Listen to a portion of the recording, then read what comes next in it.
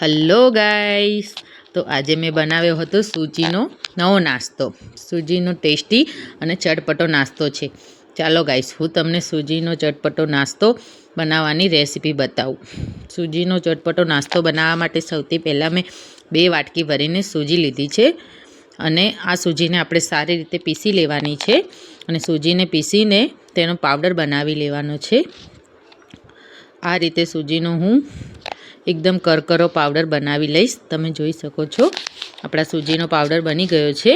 હવે આપણે આ પાવડરમાં એક પરાતમાં લઈ લઈશું અને આ પાવડરમાં હવે આપણે થોડું મીઠું નાખીશું અને થોડું ઓઇલ નાખીશું અને આ બધું સરસ રીતે મિક્સ કરી લઈશું. હવે આપણે આમાં થોડું ગરમ પાણી નાખવાનું છે. ગરમ પાણી એટલું જ હોવું જોઈએ કે જેટલું તમે હાથથી અડી શકો, માટે તમે વધારે પડતું ગરમ પાણી નથી લેવાનું, થોડુંક જ ગરમ પાણી લેવાનું છે. અને આ રીતે આનો એક મસ્ત લોટ બાંધી લઈશું. લોટ બાંધ્યા પછી આપણે આને 10 મિનિટ માટે રેસ્ટ આપીશું. 10 મિનિટ પછી આપણે આની રોટલી બનાવી અને આમાં કટ લગાવી દઈશું અને આવા ત્રિકોણ કટ લગાવવાના છે. આ જ રીતે હું બધી રોટલીમાં કટ લગાવી લઈશ અને આપણે બધી રોટલીમાં કટ લાગી જાય પછી આપણે ઓઇલ લેવાનું છે, એને ગેસ ઉપર મૂકી દઈશું અને ઓઇલને ગરમ થવા દઈશું. આપણું ઓઇલ સારી રીતે ગરમ થઈ જાય પછી આપણે તેમાં આ સૂજી બાઈટને તળી લઈશું. આપણા સૂજી બાઈટ સારી રીતે ગોલ્ડન કલરના થઈ જાય પછી આપણે તેને કડાઈમાંથી બહાર કાઢી લઈશું.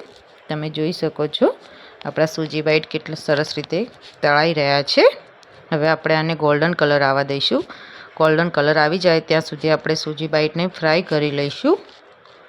આપણા સૂજી બાઈટ સારી રીતે ફ્રાય થઈ ગયા છે, તમે જોઈ શકો છો. હવે આપણે એને બહાર કાઢી લઈશું. હવે આપણા સૂજી બાઈટ થઈ ગયા છે. હવે આપણા સૂજી બાઈટ ઉપર આપણે ચટપટો પેરી પેરી મસાલો નાખી દઈશું અને સારી રીતે આને મિક્સ કરી લઈશું. આ જ રીતે હું બધા સૂજી બાઈટ બનાવી લઈશ. તો તમે જોઈ શકો છો આપણા બધા સૂજી બાઈટ કેટલા મસ્ત ક્રિસ્પી અને ટેસ્ટી અને ચટપટા બન્યા છે. તમે જોઈ શકો છો. હું તમને હાથથી તોડીને પણ બતાવીશ, તમે જોઈ લો. આ જ રીતે બધા મારા સૂજી બાઈટ બની ગયા છે. તો તમને મારી રેસીપી કેવી લાગી? જો મારી રેસીપી સારી લાગી હોય તો મારા વિડીયોને લાઈક કરજો અને મારી ચેનલમાં નવા હોય તો મારી ચેનલને સબસ્ક્રાઈબ કરવાનું ભૂલતા નહીં. બાય. ફરી મળીશું નવી રેસીપી સાથે.